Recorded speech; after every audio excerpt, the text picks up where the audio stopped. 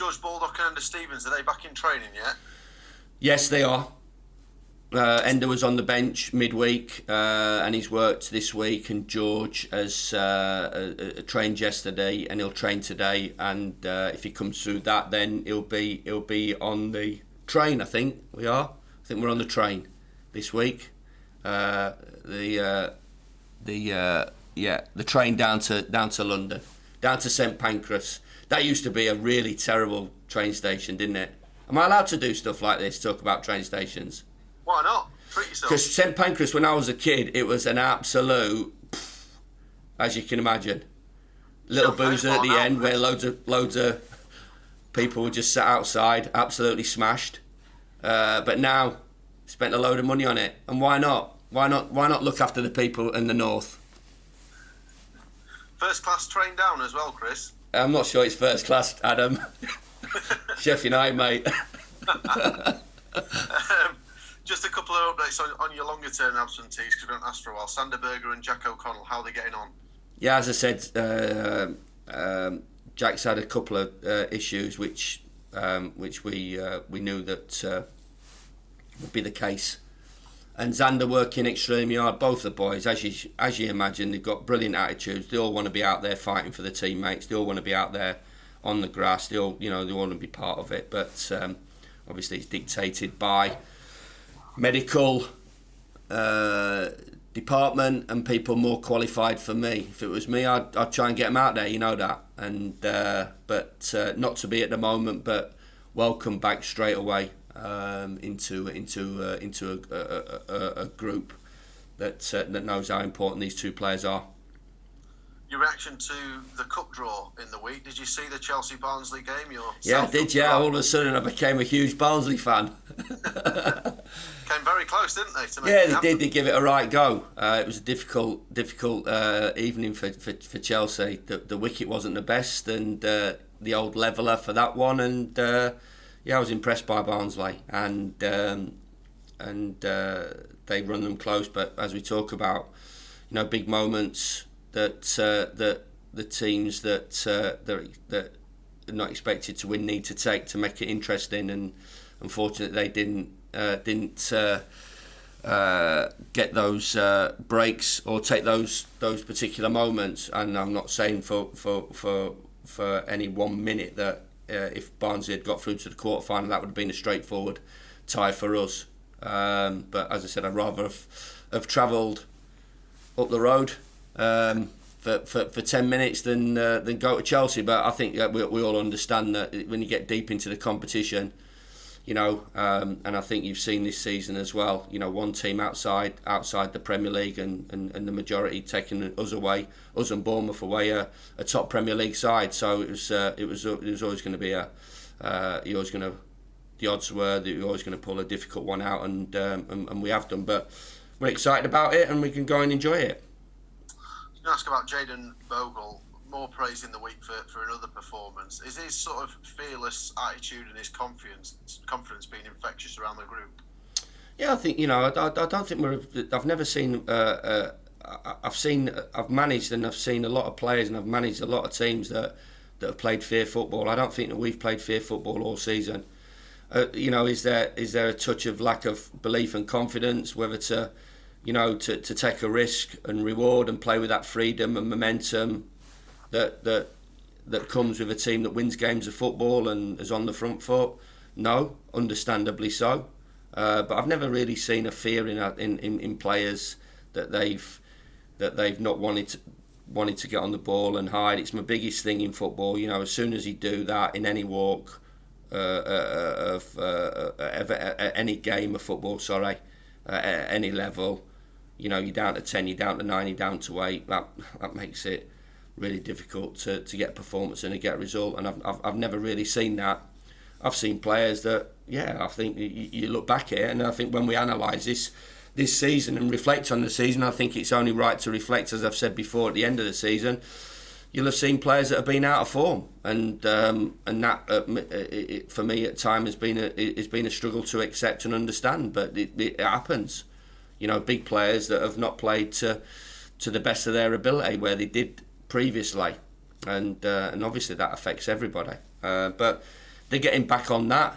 They're getting back to the form that they have produced, because you don't get any sort of result, and you don't get the results that we've got over the last sort of 2 or 3 weeks, winning at Old Trafford, a couple of wins at home, you know, a tight game at, I was going to say Main Road there for one, but it wasn't, at Man City and at Chelsea. If you're completely out of form, so delighted for Jayden. You know, he's an exciting player, and I think I believe it's a good signing for us, both of the young players. Give a little bit of strength in depth to the to the group, and we're always going to be pushing, and obviously Jayden's had an opportunity and absolutely grabbed it with both hands. I mean, we've seen pictures this week of Jayden with 4 other homegrown Premier League debutants receiving a bit of a presentation. I mean, how important is that for the future of the club, that so many players have got the opportunity in the top flight? You know, it's not for the here and now as known, and you know, as part of me would have liked it to have been the here and now, of course, but it isn't to be, and I think everybody understands that regarding recruitment. And if it's a different way, then it's a different way, and as always is a short, medium and long term build, and the club's going to be here next year, and it as always has to think like that. You know, there has to be that build, whether it's the academy, you know, producing players, or you know, we're not in a position to go and get 25 experienced Premier League players that have played for the last 8 or 10 years. That's just not the case. So this is where we're at in our journey, and it's good to see the likes of Jayden come through and grab their opportunity and look as if he can handle the level and progress and improve, and I'm sure he will with the likes of the other boys. David McGoldrick made his 100th appearance for the club in the week. Is he the best free signing that you've ever made? Well, Flecky's not been a bad one, has he? There are other good ones. Ender Stevens has not been a bad one, has he? Yeah, he's right up there. He's right up there, and I think that shows you where our recruitment has been varied.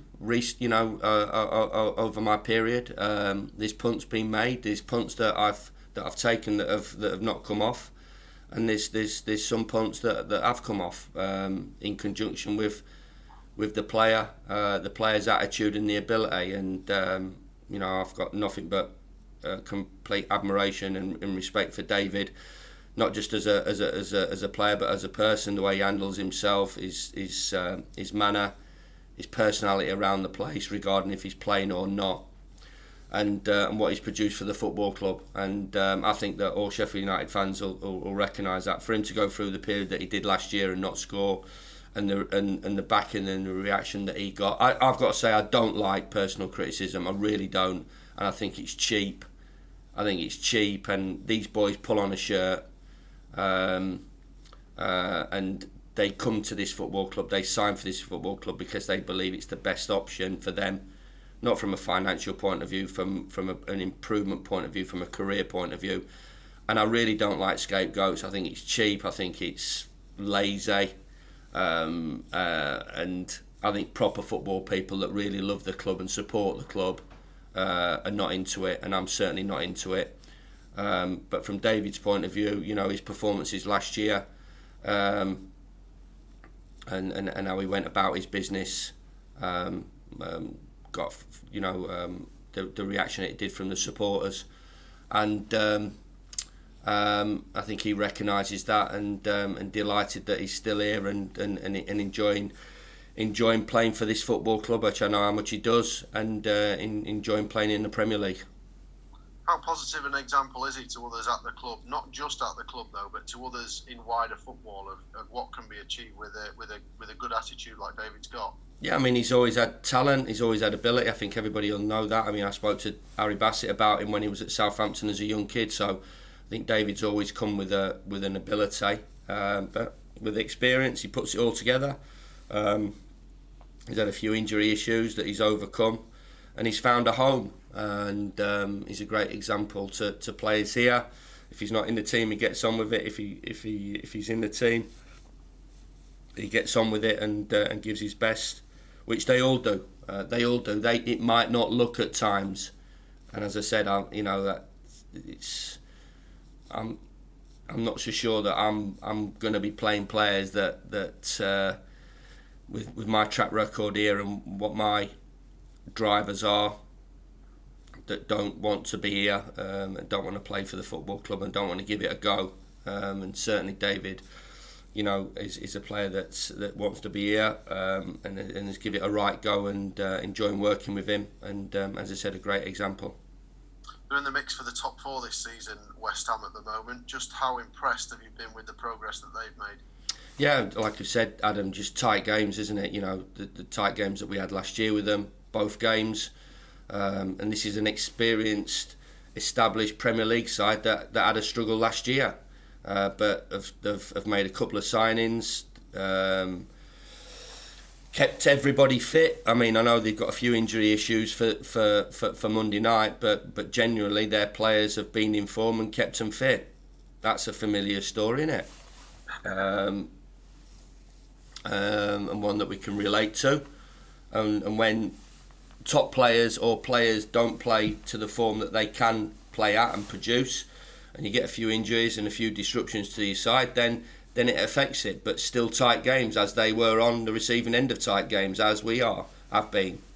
But as I said, spectacular job by David. Not surprised, and they've got some really good players, and even though people talk about our previous games and now, it ain't straightforward. It's not 15 straightforward games.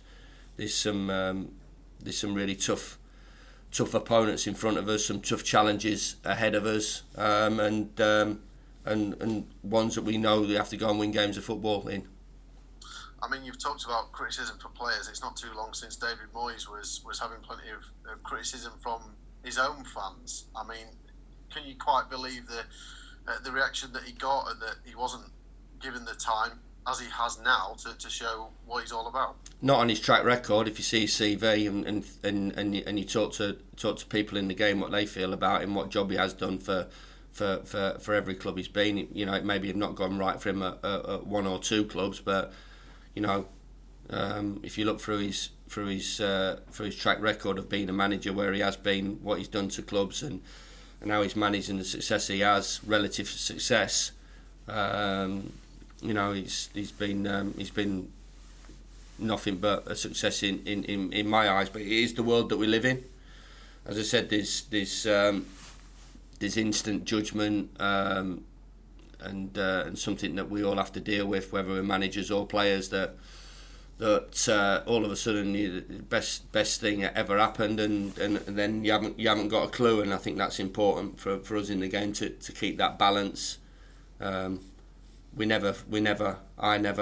Players never feel as if they're the best players in the world, and we never feel that we haven't got a clue. Might be somewhere in between, might be a bit lower at times than higher, but I think it's important that we all keep that balance. But we can't do anything about it, as we've seen in terms of social media recently, and opinions, especially what opinions are like in the Premier League. It's something that you can't control, and you have to accept and get on with.